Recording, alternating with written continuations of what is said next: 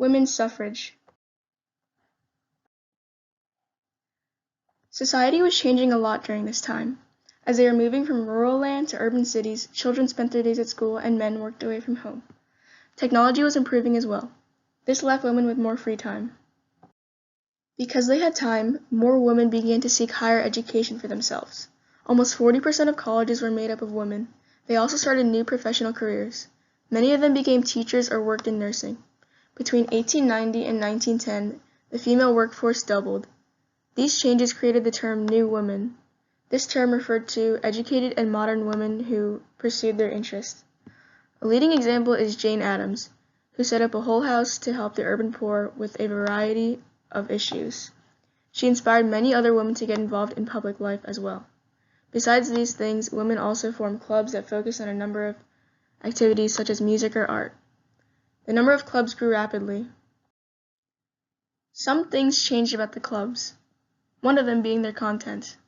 Women gradually began to talk more about their serious matters like social problems. Elizabeth Cady Stanton helped organize a women's rights convention in New York.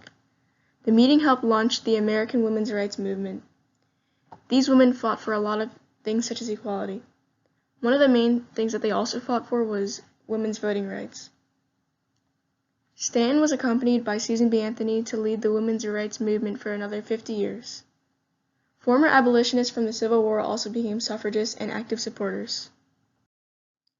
Elizabeth Cady Stanton also helped found the National Women's Suffrage Association in 1869 and became the president. The group later joined with another organization to create the National American Women's Suffrage Association. Stanton later resigned as president and gave the position to Susan B. Anthony. Another woman named Mary Church Terrell also founded the National Association of Colored Women for African American women who weren't allowed into the other clubs. The movement grew as more people spoke out about it. They put pressure on lawmakers and organized marches. One of the marches was on March 3rd, the day of President Wilson's inauguration. The suffragists won victories in some states as well. By 1917, many people were in favor of the movement, and the National American Women's Suffrage Association had more than 2 million members. This soon changed President Wilson's view as he began to support it. The Congress also began to debate about the issue. In 1918, the House of Representatives passed the Women's Suffrage Amendment. 3/4 of the state had ratified the amendment as well, and it went into effect in 1920. The amendment gave women the right to vote. This reform was needed because women were suffering from a large amount of injustice. There needed to be a change for even the slightest bit more equality.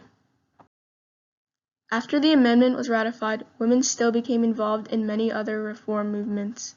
They supported schools and libraries and worked for the reforms in the food and medicine industry. Overall, women made a lot of changes that had a big impact during the Progressive Era.